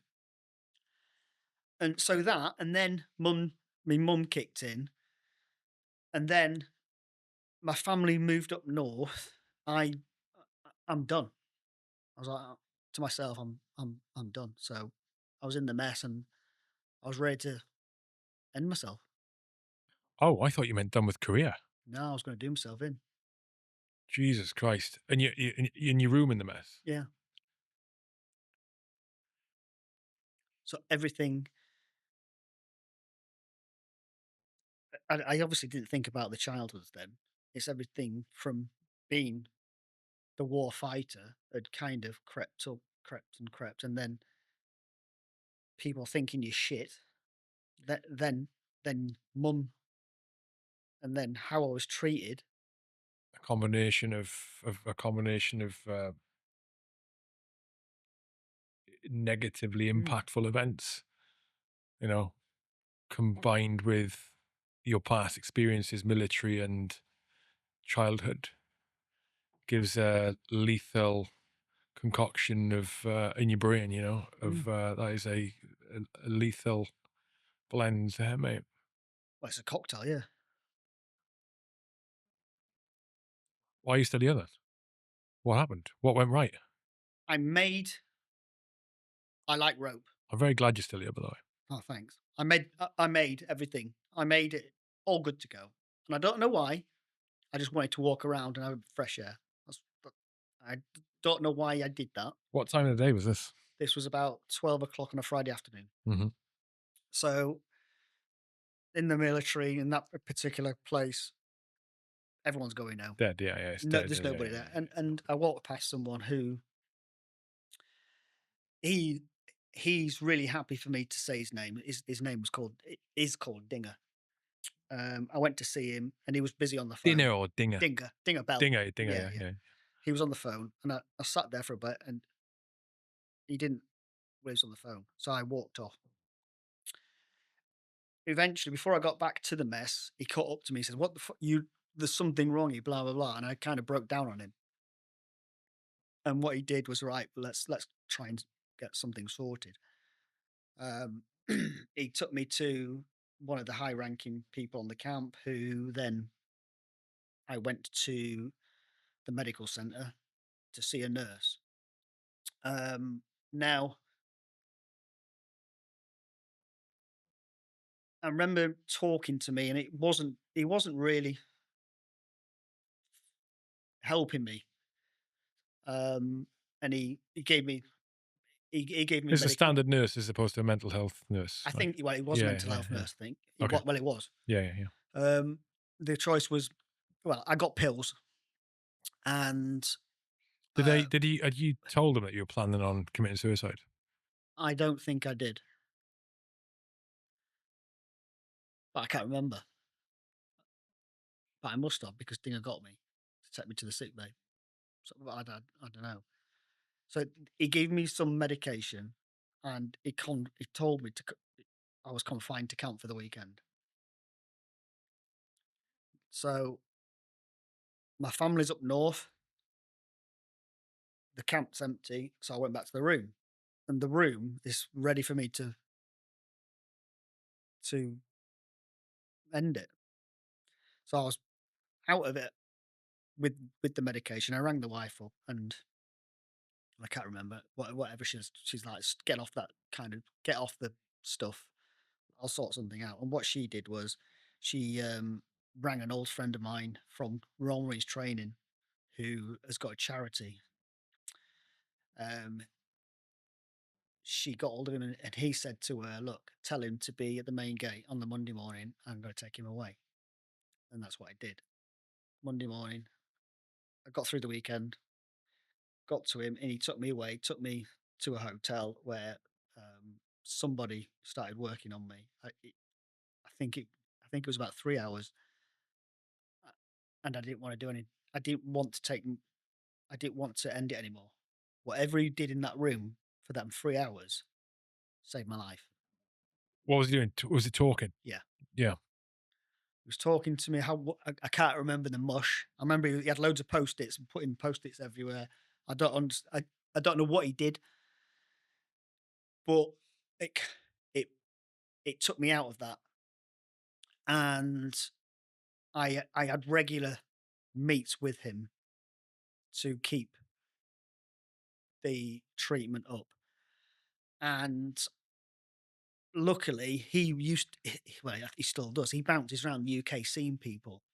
So when I was down there, I'd meet him when he was there, and but also when I go home, he he was in the area as well. So he was in York quite a few times. Oh.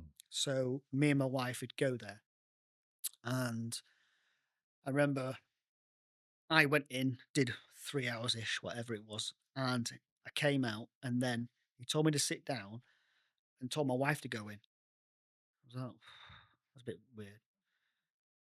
And when she came out, we went off, and we discussed, well, what's going on there. And whatever I was telling him, he was putting the cogs together, whatever he was doing. Because when I used to go to work on operations, whatever I was doing, I'd come back. I wouldn't ever go out on the piss, because I wanted to be a dad. I needed to be a husband. I didn't. That pressure Yeah, of the what wanting to yeah, avoid the childhood that you'd yeah. had. I wanted to, quote, do it as best I could. Mhm. I don't want them thinking what I thought about my upbringing. But the problem was, I was going home and talking about my stuff to my wife. Instead of with the guys. Yeah. So he had to work on her. She had PTSD from me. And she didn't have a particular good, not as bad as mine, but she didn't have a good upbringing. And he had to start from her, for the whole process with her as well. Goodness me. Uh, what was the charity? Rock to Recovery. Mm. I have heard so many good things about Rock to Recovery, and I'm sure early on when I started the podcast, I've been in touch with at least one person there about doing an interview in one of them.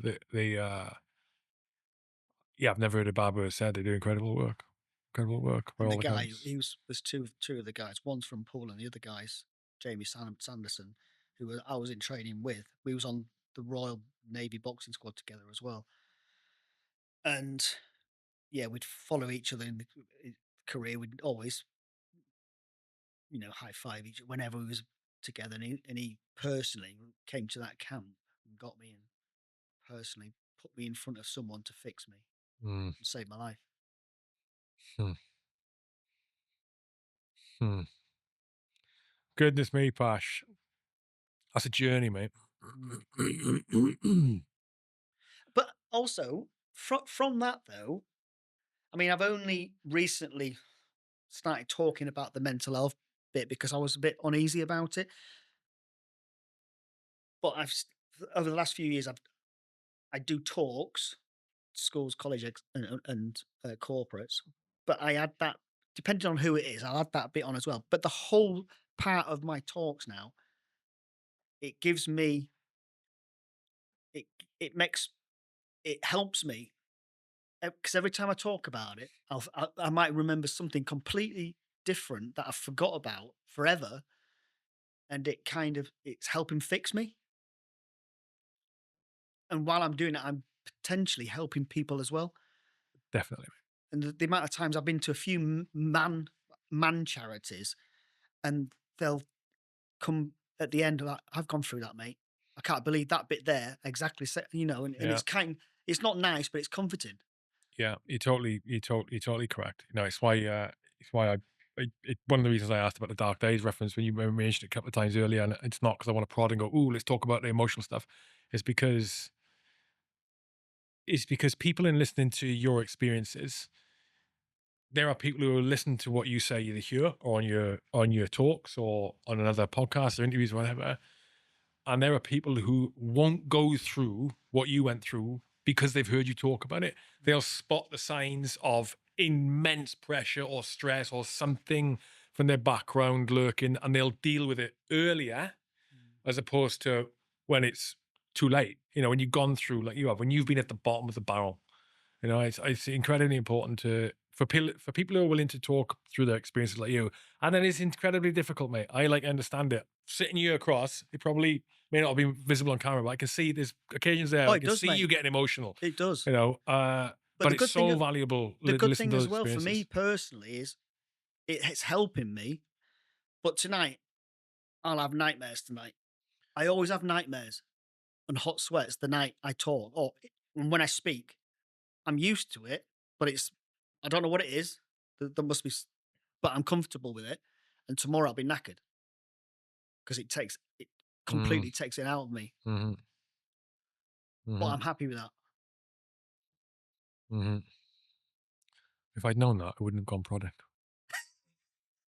Sorry, mate. It's all right. It's all right. Uh, But it's yeah. amazing how many people, like I say, come up and say, I that bit resonates with me, and I've never told anybody, and thank you for sharing yours. hmm Maybe I can start sharing, or hmm if other people have done it, then I'm not an individual anymore. Yeah. Yeah, absolutely. I think, you know, most people who go through their military careers and, are fine, Mm. is the reality. But a lot of people, a significant percentage, aren't. You know, and when I say, I mean, in varying levels of not fineness. Yeah, yeah, yeah. From people who, you know, they'll have a little bit of underlying anxiety for the rest of their life, for example, which they kind of just get on with, don't even Mm. address. I don't think so. They should like, yeah, in my mind, you know, if you are anything other than mostly content. You know, you don't have unexplainable Mm. days of sadness or depression or lowness or even on the physiological side, low energy, tiredness. if you have unexplainable days like that, or on and consistently, you Mm. shouldn't be okay with that, even if it's minor. And there's a lot of people who are ex-military, uh, but also outside of that, people who deal with who are in life-threatening kinds of Mm. jobs Mm. regularly, blue light services, Mm. you know, uh, and they go through life and they don't realize that they're in a more vulnerable Vulnerable. state than Yeah. they Yeah. should be, Yeah. Yeah. because all it takes is the A, wrong a combination trigger of which you don't know what it what are is. otherwise normal events. Mm.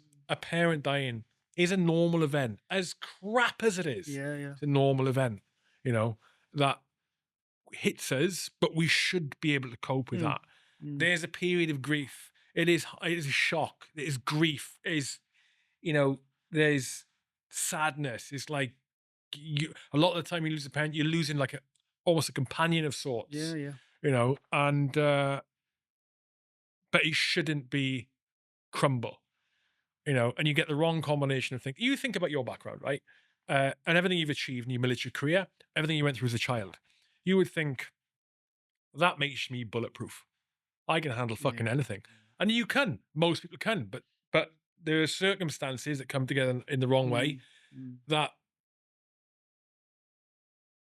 create a a catastrophic event in your mind, and you end up with a day like you had, where you go, "That's it, I'm done." Mm. Like you cannot cope with what's going Yeah. on, It's too much. you know, because of things that have gone in your life and the way you get handled or Yeah. Yeah. treated. Mm.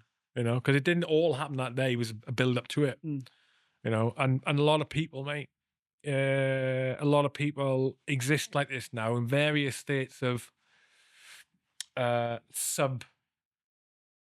I want to say suboptimal existence in their mind, and don't realize that that's not how they should be. Mm. Yeah. Yeah. And they listen Mm. to you talking and go, "Fuck."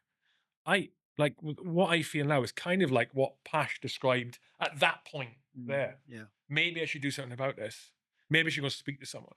Maybe I should confide in someone. Yeah. Maybe I should ring that guy I was in depot with, who's kind of the only guy I would talk to, like Pasha did. So it's super important, mate. I I put quite a few. I try and put a couple of posts out a week on various, well, on the same, on different platforms, but the same kind of posts. Sometimes to do with mental health and things like that. And the amount of people who I don't know get in touch now and ask if they can have a video call and break down on me, and I don't know who they are, but they feel confident and comfortable to talk to me. I'm not qualified for any of that, but I listen and it helps them. And I find it that I should do that for somebody who's in that place. Mhm. Yet again, I can listen and I can give advice how I would do stuff and give them direction where I think they need to go or ask. But I find it rewarding. I don't know if that is the right word, that they have they can get in touch to talk because they've gone through a long journey and they've not said anything. Yeah. Yeah. No, it makes sense. Yeah. You should be proud of that as well, mate. You should be proud of that as well, to encourage that um, response, Mm. and to be able and to have the balls to talk about it. And I want to say balls to talk about it. I don't mean to insinuate that Yeah. anyone listening to this who wouldn't be willing to talk about it, you've got any less balls. But I think if you're able to, you know, share difficult experiences and how you get through them, it's vital. Mm. But it's not for everyone. It's vital. And less of a person if you don't want to. But if you can, then you should, I think, because you've done it, you'll save lives you never knew you saved. Mm. Yeah. Yeah. Basically, Yeah. is the truth. As dramatic as it sounds, it's absolutely the truth, Absolutely the truth. Right. I've got a bunch of questions here, mate. I want to get on to, because I know you're against the clock, and so am I. But we've got time for all these questions. So let's get through them if that's all right. They're from the patrons. So is that all right with you? Yeah. Yeah. Yeah. Okay. So you okay, this one is, you described mountain leader selection as being significantly harder than SF. Mm. Would you say overall Mountain leaders are better soldiers that perform better in combat. I never went to combat as a mountain leader, but they did, and they did pretty much the same things as I did. JCal, SAS JCal says that mountain leaders are the best Green Army soldiers. Wow. Fair comment. Yeah. What made, so next question is, what made mountain leader training so much harder than SF selection? It's continuous on the fact that when you, for instance, the hills, you'll have a day off here or whatever, and then in between different stages, you'll have days off and time off. And when you've done the hills that night, you'll have time off. Whereas the MLs, You mean the hills phase of selection? yeah, Yeah. the MLs, once you've done a day's whatever you're doing, you need to prepare, you need to clean all that crap, which takes a long time. And then you need to prepare because you'll have to give a lectures or something else. And their thrashing's horrendous. A lot of work. They're horrible. And it's continuous from August all the way to the end of March, which is longer as well. Oh, it's that long? It's longer, yeah. Wow, I didn't know it was that long. So you'll go to Cornwall for a month, Wales for a month, December for a month. Towards the just before the Christmas leave, then you go on the run. I was on an island, North Scotland, for a week, 10 days, fucking eating turnips and limpets. Horrible. And for me, that part on both courses was horrible for me because I can't keep fat. So the bigger guys are fucking love. They're not loving it, but I won't say it's easier, but when you're skin and bone, it's fucking hard. You know, th- it's your body in it. You can't hide. You can't fucking Yeah. give yourself a Inject fat. fucking fat. Battle fat, mate. Yeah, Battle fat. yeah, you can't. And It can I be can't. essential. Yeah, it's a winner. And I found that was the hardest on the mountain leaders course and selection. That Mm. on the run on selection was hard for me because I was fucking starving. But weirdly, I did get caught, and I went to wherever they take you to beast you until fucking beast you. They fed me. And I don't know why they feed me. They've just given me loads of food and then put me back out. I'm not going to say no, but I never understood. If I was on the other side as the training team, why the fuck did he feed me? But Maybe there's concern there, mate, for your health. Yeah. Keep you going out, it's like, well, you know. Okay, next question is, do you think the majority of British veterans would have ended up like the Islamic terrorists they fought if they'd been born in their position? See, I said this at the beginning. You mentioned this, yeah. Yeah. So I honestly think from my journey that if I ended up on the Far East running around in flip flops, I would be coming after the white eyes. So yeah, So do you sympathize with those groups? no, that of course. was the follow-up question. Yeah. Next question. Let's have a look. What's harder, combat or transitioning into civilian life? I thought transition was fine. Oh, fine. Yeah, it's fine for me. Okay. As in the fact that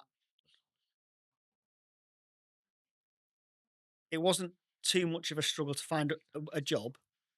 Um, the hardest bit was just talking, learning how to talk to a civilian in the proper manner. It takes time. Yeah, it's just a lot of thought and energy to talk to somebody. Took me a long time. Took me a long Oh, time. it's completely. But yeah, I got it wrong royally a couple of times. You go, what the hell was I doing? Honestly. Okay, next question is a good one. All right, so from Coke, based on your Team House interview, Team House, I like that. I did an interview with them as well. Yeah, good guys. Based on your Team House interview, You appear to be wary of divulging combat experiences compared to other SF guys and girls who do talks. Why is that? Presumably, you're allowed to say as much as them. We talked about this slightly off air, didn't we? Yeah.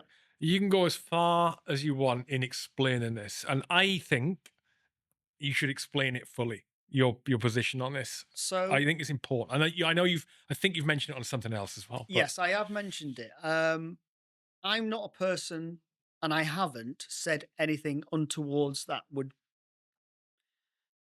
put my fellow colleagues or the military in any kind of danger of what I've said, whether that's the places I've been or the equipment or the way they do things. I am happy to talk about it because it sells me, and it, I want to grow on this side, um, and I do like the exposure of the social media, but I haven't ever said anything I shouldn't have said. I believe, because if I ever did, I presume I'd be in jail or I'd be, um, oh, I don't know. Some people get away with it, mate. yeah, I mean, or there'd Mention no be names. The aspiring London mayor. or someone would be knocking on the door or Yeah. something. So it worries me. Um, it worries me on the fact that I I don't want to say things that I shouldn't, and I don't. I believe I've never have, and but also it gives me confidence what I have said in the past that I've spoke to follow fellow um, team members of what they thought of what I said, and I've never had any negative feedback or "you're a dick" coming back at me. It seems to be the people um, at the top.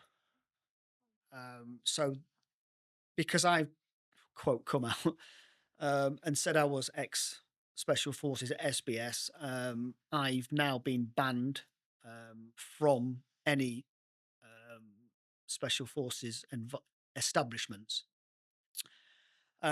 Which, ironically, when I left, I I just want to point out for people who aren't aware, because there are people who aren't aware that this happens, right? We talk about PNG yeah in here. yeah It is a pretty common thing these days for like there are household SF names, who, if you're listening or watching this, that you will know of when we talk about SBS, you talk about SAS, and they are PNG'd yeah simply because they have said what they were part of, uh, and it's not liked for some reason. yeah Whereas there are people out there who do the same, talk a lot of shit, and completely get away with it yeah when they should have the yeah letter of the law thrown at them, in my yeah opinion.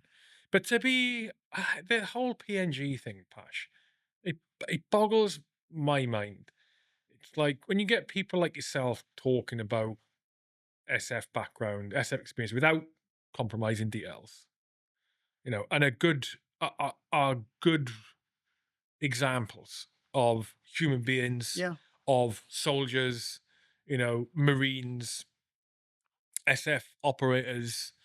Uh, that can only be a good thing for the reputation of that unit. The greatest example of that has to be Craighead. The greatest example of that has yeah. to be Craighead, Mm. because it was because of what happened with him, as in what he did, was so high profile and positively looked on, by the Western media, Mhm. Yep. and yet completely trashed by his unit. It's Yep. the greatest, most damning example of it. When I got told from the the unit who was going through this against me, they said it was coming, and I could give them. I can't remember what they call it. I could go against it on and say whatever I said. I can't remember what it's called. Um, So I replied and said, look, if I've said anything wrong, then I apologize, but I don't know what I've said. I said, when I left, don't you think it's a good idea to get a briefing what I can and can't say? Because that never happened. And from what I've said on social medias, I mostly podcasts, what's happened to me, which I never planned, is a lot of ethnic people, aspiring military people who want to go down that line of, you know, pretty much the same as I wanted to go down potentially, asking for advice because they want to do it. And they never realized that they could do it without listening to my story. So I said to them, I believe I'm promoting it. And I did say, look, I'm sorry, I don't know what and I never got a response. I mean, it's like, well, I'm not surprised that he didn't get a response, because because for most of the PNGs that I hear about, it doesn't make any sense. It's like it's archaic. It's like it just smacks of this archaic, behind the curve attitude uh towards SF, saying they were SF. And like you're saying, you don't talk about anything operational. No. I look at the way you handled today, like until the very end, like you haven't mentioned any unit. Mm. It's only a detriment to them. They're just toe behind the curve. The thing is, as well, is that I think mention it either on an icebreaker or the start of this. It's such a it's incredible what you've achieved, and what you've done, and the units you're part of, the unit you're a part of, the units you're a part of, the Marines, and then on to SP. Like, you shouldn't be not allowed to talk about that. Mm. And I'm not. You know, I believe I'm promoting it. yeah. And when I when I left, um, to back myself up, I signed on as reserves. So within the units, it was either where I live now, to go back to my last unit would have been 6 hours. So if I was going to do a weekend, Mhm. it would be quite tough to go and do a weekend 12-hour drive. So what I did, I changed cat badges and went to the people up the road, and I joined them, which upset a lot of people down south. Yeah. Really did. So I'm kind of a Walter Mitty, really, because I've got loads of hats. Same wage. One But sec. I'm just turning the mic off. Right, the mic's back on. So I just wanted to check something before foot went in mouth. Then okay. So you were talking about. Oh yeah, you went up the road, reservist, yes, because it's closer, and that pissed people off at the old yeah, unit. yeah. Yeah. Eh, but I've gone through my career by doing things that are not normal and piss people off. But so what? It's my career. It's my livelihood. It's It's what small I. mindedness, but Yeah. also I say it's small mindedness. It's if you're still in the military environment and you haven't got out yet, you don't understand the wider world. I was talking to someone, a friend, who was up the road, several years ago, and someone, ah, I mentioned to this person Phil Campion, right? And the response I got was, I said, "Oh, what do you think of Phil?" And the response I got was, "Oh, I can't stand those people who sell their souls to the devil." Right? And this is part of a wider conversation. Meaning, and this guy was meant people, ex special forces, who go and use their ex special forces ness Mm, to succeed yeah. in Yeah. the Yeah. civilian world. Mm, And I was thinking, wait till you get out. yeah. Yeah. Yeah. Your attitude may change. Mm, Your attitude may change when you leave, because it's not the way you think it is. no. It is something you should be incredibly proud of. It's a huge advantage. Even just being part of the military can be a huge advantage, and something to be incredibly proud of. It can open Then doors. the Yeah. SF side, my God, if you can use that intelligently to your advantage Why wouldn't you? without compromising Yeah. Yeah. people or operations or the reputation of the unit to a big degree, why not? why not? Exactly. You know. Mm. So anyway, there is one final thing, Pash, here, which is in the comments. It says, "Okay, please give Pasha this message for the end of the pod from Daz, an ex-Marine who fought in Afghan and is now in 2-2. He's friends with Krish, who Pasha did at Krishna Thapa. What a Yeah. fucking dude, mate. Yeah. Also on the Lab Bible thing. He's friend with Krish, who Pasha did a mountain expedition with. Daz says thank you for all you've done in your career and given him and his generation a standard to follow. He prays you have a happy life in Civvy Street and wishes you all the best." Wow. Here endeth the podcast. Message Wow. from Daz via Coke. Thank you very much. Wow.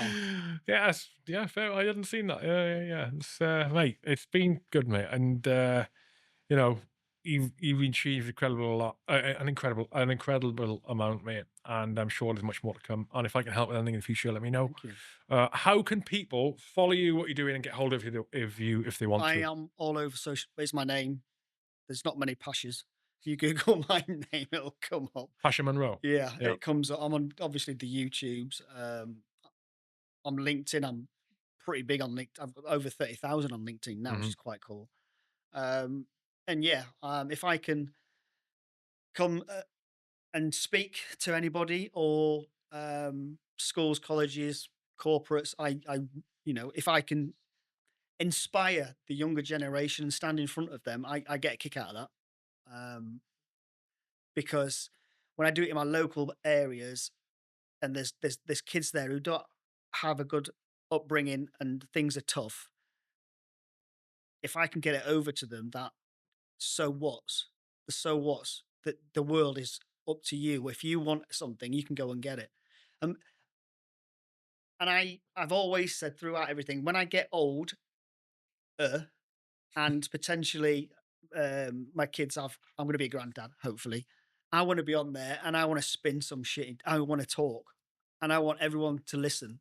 And I don't ever want to say, I wish I had a go, I'd done something because I'm only 53. I've got so much more that I want to do that I don't want to be old and say, I wish I'd had a go at Mm, this or I wish I'd done that because we get one chance.